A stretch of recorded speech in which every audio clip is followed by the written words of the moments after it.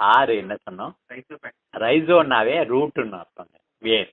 லத்தீன வார்த்தை ரைசோன்னா ரூட்டுன்னு அர்த்தம். வேர்ல அண்டி வாழக்கூடிய பாக்டீரியாவுக்கு பேரு ரைசோ பாக்டீரியா. அதுதான் தக்கப்புண்ல பார்த்தோம். கடலை செடியில இருக்கு. நம்ம கடலை செடியை பத்தி விடுகதை போடும்போது நம்ம பெண்கள் போட்டாங்க, கண்டு பூ பூக்கும். அது என்னது? கடலை. என்ன கடலை? வேர்ல காய்ச்சிட்டு கடலை.